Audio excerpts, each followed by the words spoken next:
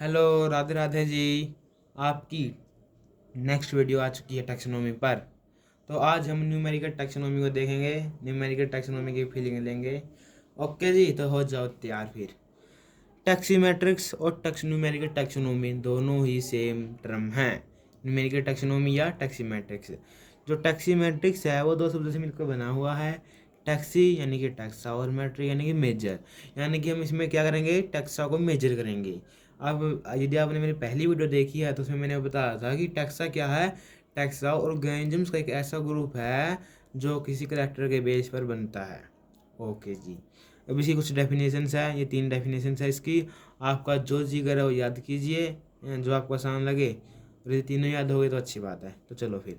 First है ए biological classification system that deals with the grouping of numerical method है of taxonomic units है। यानी कि हम इस base on their character states इसका टैक्सीमेट्रिक्स है। इसने क्या कहा पहली डेफिनेशन में कि बायोलॉजिकल क्लासिफिकेशन सिस्टम है जिसके अंदर हम ग्रुपिंग करते हैं न्यूमेरिकल मेथड के द्वारा टैक्सोनॉमिक यूनिट्स को हैं, और किसके बेस पर, उनके करेक्टर के बेस पर। इसको हम टैक्सीमेट्रिक्स कहते हैं। और ये पहली डेफिनेशन थी। और दूसरी डेफिनेशन क्या है इसकी, numerical taxonomy is the analysis of various types of taxonomic data based on the similarities और differences of character among the group of organisms by using mathematical और कंप्यूटराइज्ड मेथड है। दूसरी डेफिनेशन ये कह रही है कि जो न्यूमेरिकल टैक्सोनॉमी है उसमें हम अलग अलग टाइप के टैक्सोनॉमिक डाटा पर बेस है। और हम क्या देखते हैं इसके में, सिमिलरिटी और डिफरेंसेस है, यानी क्या चीज़ सेम है और क्या चीज़ अलग है। ठीक है, सिमिलरिटीज और डिफरेंसेस ऑफ करेक्टर्स देखते हैं। ठीक है। और तीसरे क्या कह रही है कि the grouping by numerical method of taxonomic units into taxa on the basis of their character states. हमने ग्रुपिंग कर दी न्यूमेरिकल मेथड के द्वारा टैक्सोनॉमिक यूनिट्स को इनटू टैक्सा में, और on the basis of their character states, उनके character states पर हमने ग्रुपिंग कर दी। यदि मैं सिंपल भाषा में बताऊँ तो न्यूमेरिकल टैक्सोनॉमी में क्या होता है, न्यूमेरिकल टैक्सोनॉमी में हम ग्रुप बनाते हैं। ठीक, क्लासिफिकेशन करने के जो एनिमल्स जो एनिमल प्लांट्स है उनको यदि हमने क्लासिफिकेशन करना है तो हम उनको अलग अलग ग्रुप में बांट देंगे उनकी सिमिलरिटी के आधार पर और डिसिमिलरिटी के आधार पर। जैसे कि यदि मुझको प्लांट और एनिमल के बीच अंतर करना हो तो उनमें सेम क्या है और सेम नहीं क्या है। जैसे कि सेम क्या है उनमें, बताओ सेम क्या है, दोनों ही मल्टीसेलुलर है जैसे कि। ठीक है, प्लांट्स और एनिमल तो हम ठीक है ये सेम है। और डिफरेंस क्या है कि जो प्लांट्स है उनमें सेल वॉल होती है और एनिमल में नहीं होती है। तो टैक्सीमेट्रिक्स में क्या होता है, हम सिमिलरिटी और डिफरेंसेस को देखते हैं, सीधी बात। अब इसकी प्रैक्टिस के बाद चलते हैं। तो सबसे पहले हम क्या प्रैक्टिस का मतलब है कि यदि हम टैक्सीमेट्रिक्स को रियल में करें, यानी कि प्रैक्टिकल करके देखें तो कैसे करेंगे, क्या क्या स्टेप्स होंगे। तो सबसे पहला स्टेप है कि सबसे पहले क्या स्टेप हमारे पास, first of all the organisms and their characters are choose and record. सबसे पहले यदि आपको जो भी आपके पास ऑर्गेनिजम्स है उसके कैरेक्टर को चूज करो और रिकॉर्ड करो। यानी कि देखिए भाई इसके 2 पैर 2 हाथ है, ओके इसका ये कलर है, इतनी इसकी हाइट है, वो चूज कर लिया और फिर इसको रिकॉर्ड कर दो, नोट कर लो। दूसरा है कि the resemblance between organisms are calculated. और जैसे कि इसमें ग्रुपिंग होगी, इसमें सीधी बात है तो एक अलग अलग ग्रुप है तो उनके बीच में जो क्या क्या रिजेम्बलेंस है उसको देखेंगे, हम उनको कैलकुलेट करेंगे। तीसरा है जो taxa are base on the resemblance, और इनके रिजेम्बलेंस के बेस पर जो जो जो टैक्सा बनेगा, हमने जो जो ऑर्गेनिजम्स को क्लासीफाई किया है उसके कैरेक्टर चूज किए हैं, उसमें क्या करेंगे आगे हम रिजेम्बलेंस करेंगे बिटवीन ऑर्गेनिजम्स। उसके बाद हम टैक्सा बनाएंगे उसके रिजेम्बलेंस के बेस पर। और फिर generalisations we are made about the taxa, और उसके आधार पर हम टैक्सा को बना देंगे। ठीक है, टैक्सा क्या है, टैक्सा एक ग्रुप है जो किसी कैरेक्टर के बेस पर बनता है ऑफ इंडिविजुअल्स या ऑर्गेनिजम्स। अब ये प्रैक्टिस थी, इसके अब प्रिंसिपल देखते हैं। तो based on Adansonian principle Sneath and Sokal 1973 develop the following principle of modern numerical taxonomy which are know as a new Adansonian principle. तो देखो सबसे पहले प्रिंसिपल फर्स्ट है कि the greater the content of information and characters of the taxa taken into consideration the better a given classification system will be. यानी कि एक अच्छा, अब आप ये देखो, यदि आपको अच्छी इन्फॉर्मेशन है, अच्छी जानकारी है आपके फील्ड की, तो आप क्लासिफिकेशन अच्छे तरीके से कर पाएंगे। यानी कि यदि आपको पता ऑर्गेनिजम्स के सारे कैरेक्टर पता है, तो आपको पता पता चल जाएगा इसको अच्छे से आप अच्छे से आप क्या कर पाएंगे, क्लासिफिकेशन कर पाएंगे। जैसे कि मान लो आपको कोई जिम मिल गया, ठीक है, जिम जिम मिल गया, अब आपको पता है उस जीव के सारे कैरेक्टर पता है, लेकिन उसमें कुछ नया कैरेक्टर मिल जाए, ठीक है, तो आप आसानी से उसको क्लासीफाई कर पाएंगे कि ये तो नई नई स्पीसीज है। लेकिन यदि आपको यही नहीं पता, एग्जाम्पल के लिए यदि आपको नहीं पता कि होमोसेपियंस कैसे दिखते हैं तो आपके साथ आप यदि हम बोलें कि यह होमोसेपियंस है और आपको नहीं पता, तो आपके माइंड में कोई भी पिक्चर नहीं बनेगी, समझे। और यदि आपको पता है कि होमोसेपियंस कैसा कैसा होता है, तो आप देखते ही पहचान जाओगे। और यदि कभी होमोसेपियंस जैसा ही कोई बंदा हो, लेकिन उसके मतलब एक दो करेक्टर अलग हो, एक दो करेक्टर अलग हो, जैसे कि किसी होमोसेपियंस के आपको पूंछ दिख जाए, हैं, मान लो एग्जाम्पल के लिए, एक बार आप सोचो, हैं, तो आपको लगे और आपको होमोसेपियंस के सारे कैरेक्टर पता है और वो सारे कैरेक्टर दिख भी रहे हैं, लेकिन जब आपका एक अलग कैरेक्टर पर ध्यान गया उस पूंछ पर, तो आपको पता लगेगा भाई ये तो पूंछ दी गई मुझको, ये तो होमोसेपियंस में होते ही नहीं है। तो आपको एक नया टैक्सा मिल गया, समझे। और ये कब मिलेगा, जब आपको होमोसेपियंस के सभी कैरेक्टर पता होंगे, तब आप एक बेटर अच्छा क्लासिफिकेशन दे पाएंगे। इसलिए पहला प्रिंसिपल यही है कि आपके पास अच्छे इन्फॉर्मेशन होनी चाहिए कैरेक्टर्स की, जिससे आप एक अच्छा क्लासिफिकेशन दे सकें। और दूसरा क्या है, जितने भी कैरेक्टर्स है, यानी कलर है, colour each and every character है that has been taken into consideration should be given equal weightage in creating the new taxa। और जब हम जो न्यू टैक्सा बनाएंगे उसमें जितने भी कैरेक्टर रिकॉर्ड करेंगे उनको हमने इक्वल वेटेज देनी है। ये नहीं है कि हाइट है, कि हाइट को तो हाँ हाँ मैंने बना दिया और कलर को नहीं बनाया, यानी कि जितना मेन हाइट है उतना ही मेन कलर भी है। तो सभी भी जितने भी कैरेक्टर हम देखेंगे उनको इक्वल वेटेज देनी है। ओके, तीसरा देखो, तीसरा क्या है, among the so many characters which the considered for comparison the overall similarity between any two entity is taken as a function of the individual similarities। यानी इसमें क्या कह रहा है कि many characters which are considered for comparison, यानी कि हमने बहुत सारे कैरेक्टर्स लेने हैं उनके अंदर कंपैरिजन करने के लिए। जब हमारे पास बहुत सारे कैरेक्टर्स हो जाएंगे हमको, तो हम उनके बीच में सिमिलरिटी और डिसिमिलरिटी को अच्छे से जानकर अच्छे से क्लासिफिकेशन कर पाएंगे, ठीक है। यदि यानी कि हम ये नहीं है कि हमने बस 4-5 कैरेक्टर देखे, नहीं, जितने हो सकते हैं सभी के सभी कैरेक्टर देखने हैं एक। क्योंकि जो सेकंड पॉइंट था वही यही कह रहा था कि इक्वल, कि इच कैरेक्टर को इक्वल वेटेज देनी है। यदि किसी के यदि 200 कैरेक्टर है, हमको 200 के 200 रिकॉर्ड देखने पड़ेंगे, 200 के 200 देखने पड़ेंगे, एक भी नहीं छोड़ेंगे, ठीक है, तभी हम एक अच्छा क्लासिफिकेशन दे पाएंगे। इसलिए many characters we are consider, इसलिए बहुत सारे कैरेक्टर्स कंसिडर करते हैं, यानी जितने हो सके उतने कैरेक्टर चाहिए हमको देखने हैं, जिसमें मिल जाए उसमें छोड़ना नहीं है कोई भी। ओके, जिससे एक अच्छा क्लासिफाई सिस्टम हम दे पाएंगे। ओके जी, आगे चलते हैं। तो फिर आगे देखिए, तो फिर फोर्थ प्रिंसिपल क्या कहता है, this is generally no that correlation of characters differ in the grouping of organisms under study on this basis different taxa can be recognise. यानी ये क्या कह रहा है कि दिस इज जनरली नो, हम जानते हैं कि जो कोरिलेशन ऑफ कैरेक्टर्स है differ in grouping of organisms under study, यानी जब हम स्टडी करते हैं और हमने कोई अलग अलग करेक्टर मिल जाए, यानी कि हमने हमने होमोसेपियंस के सारे करेक्टर बढ़ रखे हैं, लेकिन जैसे ही हमने एक अलग करेक्टर दिखा कि इसमें तो पूंछ है, तो हमको पता चल जाएगा कि ये तो होमोसेपियंस से अलग अलग अलग अलग स्पीसीज है, तो ये हमारे लिए का डिफरेंट टैक्सा बन जाएगी ये। ओके जी। और पांचवा देखो, phylogenetic outcome can be obtain from the taxonomic structure of a group and from character correlation assuming some evolutionary pathway and mechanism. यानी कि जो फाइलोजेनेटिक आउटकम कब आएगा, जब हम taxonomic structure of a group and form characters correlation assume करेंगे some evolutionary pathway and mechanisms. यानी कि फाइलोजेनेटिक आउटकम करने के लिए हमको कुछ इवोल्यूशनरी पाथवे और मैकेनिज्म्स को अपनाना पड़ेगा, अज्यूम करना पड़ेगा किसका कि ये इस तरह से इवॉल्व हुए हैं, समझे। कि हम जैसे कहता है कि सभी के सभी एक सिंगल सेल से इवॉल्व हुए हैं, तो हमको ये मान के चलना पड़ेगा। यदि हम देखें कि जैसे कि यदि आप देखोगे इंसान और बंदर के डीएनए में बहुत ही कम अंतर है। यदि वो अंतर कम हो जाए तो इंसान और बंदर में कुछ अंतर नहीं होगा। ठीक है, वो 1% का डीएनए में उनका 1% का अंतर है, उनको इंसान से बंदर और बंदर से इंसान अलग अलग करता है।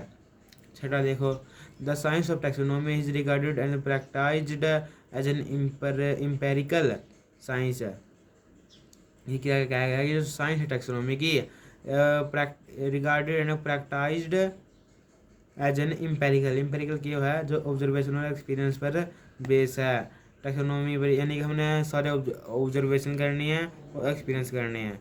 एक्सपीरियंस का मतलब है यदि यानी कि जैसे कि जितने भी फैक्टर में सारे ऑब्जर्वेशन करने हैं, एक भी नहीं छोड़ना।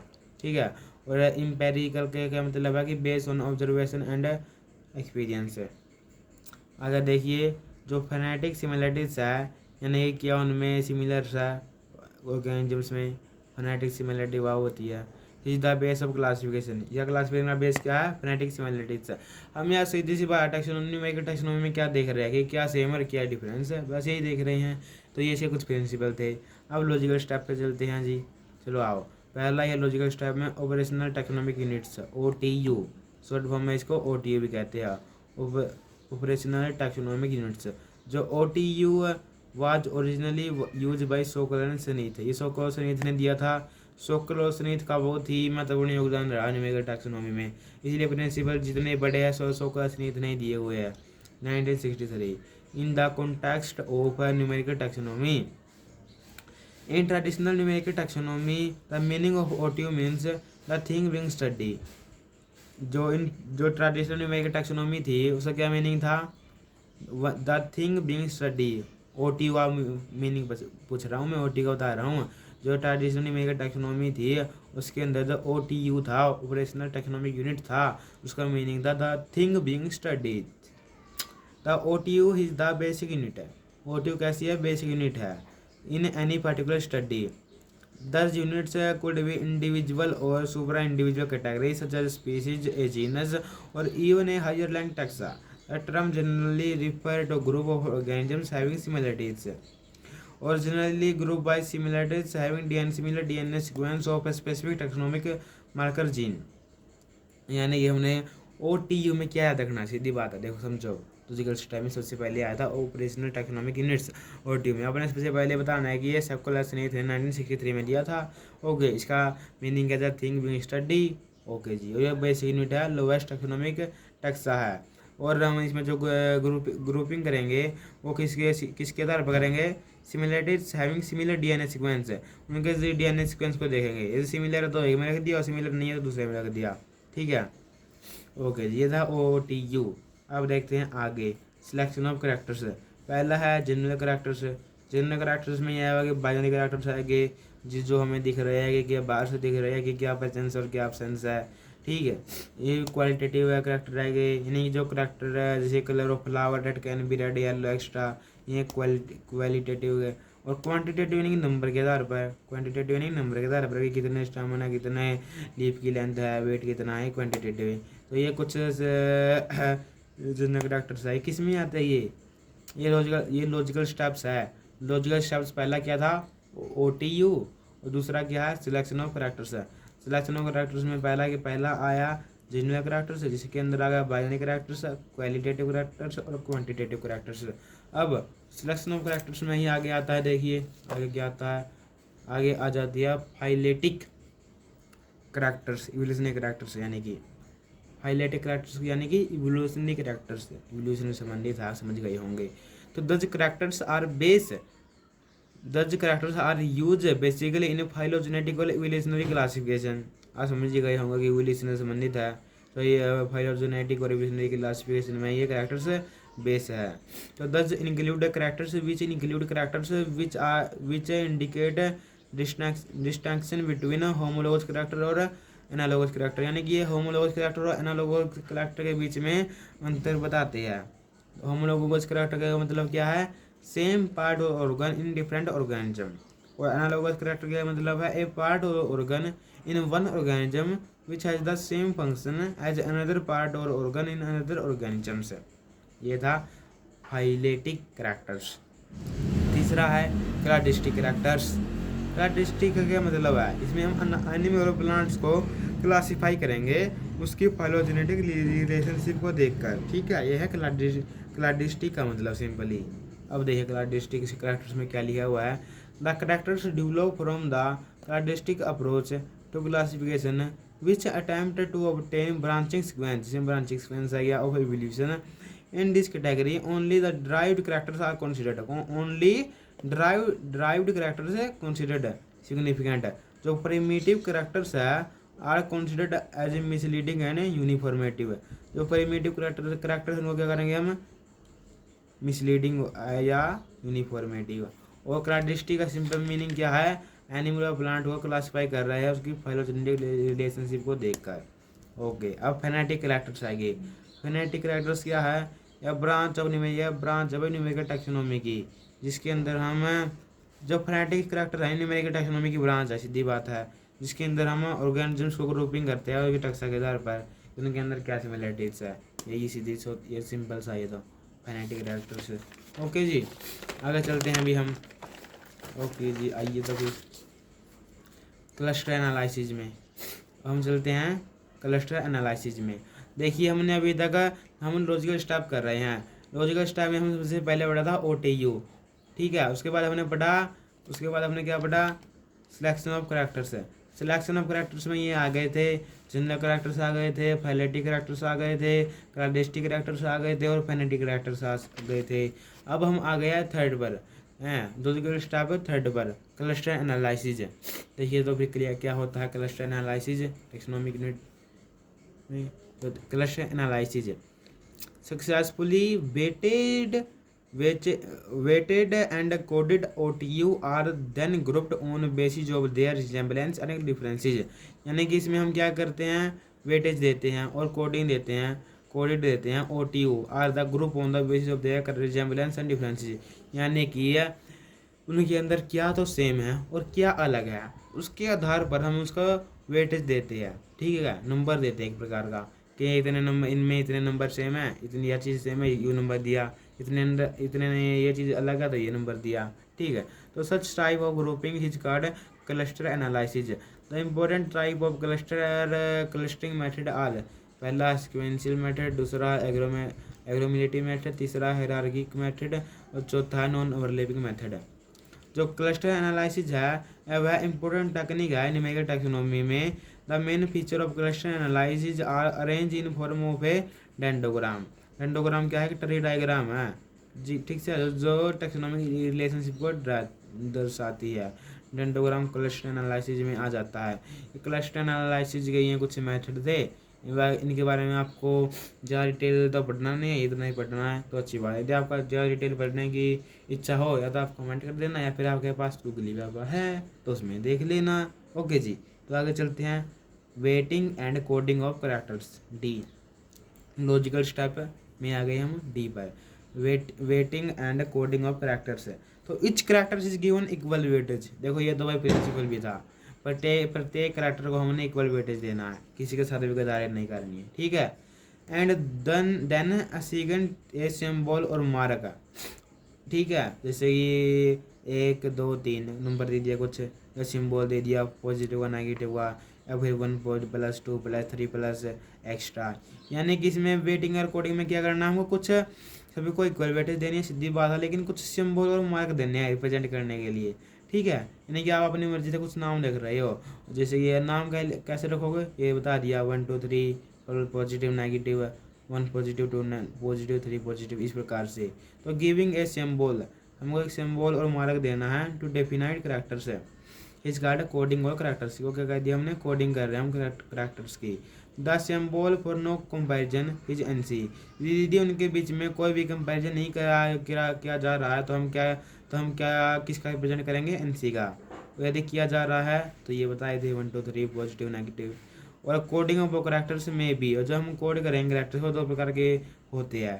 पहला है 2 स्टेट कोडिंग और दूसरा है multi state coding. 2 state coding में यानी कि सीधी सी बात है, पढ़ने से पता चल रहा है कि इसमें बस 2 नंबर देंगे, और जब मल्टी स्टेट कोडिंग में ये यानी कि बहुत सारे नंबर देंगे, ठीक है। तो देखिए when required coding of two contrasting characters, for example positive characters are coded as one or plus और नेगेटिव characters जीरो और नेगेटिव। यानी कि टू स्टेट कोडिंग में आपने क्या रखना है, जैसे कि कोई पॉजिटिव करेक्टर्स है तो उसको हम क्या कोड देंगे, पॉजिटिव करेक्टर के लिए या तो हम 1 लिख देंगे या फिर पॉजिटिव का निशान लगा देंगे, या तो हम 1 लिख देंगे या फिर पॉजिटिव का निशान लगा देंगे। और यदि हमारे पास नेगेटिव करेक्टर्स आ गए तो उसके बाद उसके में क्या लिखेंगे, या तो हम 0 लिखेंगे या फिर हम माइनस लिखेंगे। इससे हमें पता चल जाएगा कि नेगेटिव करेक्टर्स है, ठीक है। इनसे अलग कुछ नहीं लिखेंगे क्योंकि ये टू स्टेट कोडिंग में आती है। और यदि हमारे पास ये करेक्टर एब्सेंट है तो क्या लिखेंगे, NC, बिल्कुल। अब आ गए मल्टी स्टेट कोडिंग में। मल्टी स्टेट कोडिंग का क्या मतलब है कि which particular characters is express in many forms, यानी कि जो करेक्टर है उसके अंदर उसको हम मैनी फॉर्म्स, बहुत सारी फॉर्म्स में रिप्रेजेंट कर रहे हैं। And each form is coded by A numerical value, और जो फॉर्म जो जिस रूप में हम उसको प्रेजेंट कर रहे हैं वह कोडेड है एक न्यूमेरिकल वैल्यू से। और न्यूमेरिकल वैल्यू कुछ भी हो सकती है, जैसे कि 1 2 3 4। तो ये जो 1 2 3 4 है ये कोड्स है जो फ्लावर कलर के लिए। जैसे कि 1 है तो इसका मतलब रेड है, यदि 2 है तो इसका मतलब येलो, और 3 है तो इसका मतलब ब्लू है, ठीक है। तो इस प्रकार से हमने क्या किया, कोडिंग कर दी। तो ये थी लॉजिकल स्टेप्स। तो ये न्यूमेरिकल टैक्सोनॉमी यहाँ पे खत्म होती है, कंप्लीट होती है, ठीक है। अब हम बस कुछ एक एक्स्ट्रा टॉपिक को देख रहे हैं कि सम रिलेटेड टर्म्स है जो इसके अंदर यूज होती है टैक्सोनॉमी के अंदर, वो देख रहे हैं, ठीक है। बस ये हो रह गया। सबसे पहले है न्यू सिस्टमैटिक्स और न्यू और बायो सिस्टमैटिक्स क्या है। तो देखिए it is the systematics based on all the characters of organisms gathered through different fields of science including processes by which they have evolved and maintained. It also includes the sub-disciplines of nomenclature and taxonomy. The concept of new systematics was given by Julian Huxley in 1914. आपने जो new systematics है उसके में याद रखनी है कि ये किसने दिया, ये जूलियन हक्सले ने दिया। कब दिया, 1940 में दिया, ठीक है। न्यू सिस्टमैटिक्स जूलियन हक्सले ने दिया था 1940 में। और किस पेपर बेस है, ये बेस है all the characters of organism. इसके अंदर हम सभी के सभी कैरेक्टर लेंगे, आपने बस इसके अंदर इतना याद रखना है, ठीक है। ओके जी। अब कीमो टैक्सोनॉमी, नाम से पता चल रहा है कीमो टैक्सोनॉमी में क्या है कि that approach of taxonomy in which specific chemicals जैसे कि माइक्रो और मैक्रो केमिकल्स है, मॉलिक्यूल्स है, और plants are used in classification और as evidence in solving taxonomic problems is called chemotaxonomy. तो क्या कहा हमने कि जो स्पेसिफिक केमिकल्स है, माइक्रो और मैक्रो मॉलिक्यूल्स है वो प्लांट्स के, उनका हम जब यूज करते हैं क्लासिफिकेशन में और एविडेंसेस में और सॉल्विंग टैक्सोनॉमिक प्रॉब्लम्स, तब उसको हम कहते हैं कीमो टैक्सोनॉमी। ओके जी। अब आ गई सीरो टैक्सोनॉमी। सीरो टैक्सोनॉमी क्या है, तो the study of antigen antibody reaction and interaction is called serology. Okay. और जब various use of serology in solving taxonomic problems is called serotaxonomy जी। Okay जी, ठीक है। अब आ गई होलो टैक्सोनॉमी क्या है, तो when all the various aspect of taxonomy are completed. ये कौन से एस्पेक्ट का रहा है, यानी कि आइडेंटिफिकेशन भी हो गया, नोमेनक्लेचर भी हो गया, ठीक, सारे जितने प्रोसेस सारे हो गए। उसके बाद हम क्या करेंगे, assembled and analysed for proper understanding phylogeny of the particular organisms. उसके बाद हम उसकी फाइलोजेनी देखेंगे, यानी कि इवोल्यूशनरी हिस्ट्री देखेंगे, ठीक है। सारे काम खत्म करने के बाद हम फाइलोजेनी देखेंगे। ओके, ये थी होलो टैक्सोनॉमी। अब टैक्सीमेट्रिक्स जो हमने पढ़ा था अभी न्यूमेरिकल टैक्सोनॉमी, जिसके अंदर हम सिमिलर क्या सेम और क्या डिफरेंस है वो देखते हैं, तो ये तो आपको पता ही है। अब आ गया फेनेटिक्स। फेनेटिक्स में हमने पढ़ा था कि हम क्या देखते हैं कि ये branch of taximetrics in which the organisms are group into taxa on the basis of estimates of overall similarity. इनके अंदर क्या क्या सिमिलरिटीज है उसके बेस पर हम टैक्सा ग्रुपिंग कर देती है, टैक्सा बना देती है। ओके जी। अब 7th लास्ट है फाइलोसिस्टमैटिक्स और फाइलोजेनेटिक्स क्या है, तो it is a biological classification concerned with reconstruction of evolutionary history and the history of speciations. यानी कि इसमें हिस्ट्री का पता चल जाता है भाई, स्पेसिएशन का इवोल्यूशनरी हिस्ट्री पता चल जाती है, तो ये इवोल्यूशन से ही संबंधित है फाइलोसिस्टमैटिक्स और फाइलोजेनेटिक्स। ओके जी, तो आज की ये वीडियो आपकी कंप्लीट होती है न्यूमेरिकल टैक्सोनॉमी पे और कुछ इम्पोर्टेंट टर्म्स थी जो मैंने लगा कि इम्पोर्टेंट्स है, तो इसलिए मैंने ये भी आपको बता दी। ओके जी, तो मिलेंगे किसी और वीडियो में, तब तक के लिए बहुत बहुत धन्यवाद। ओके जी, राधे राधे।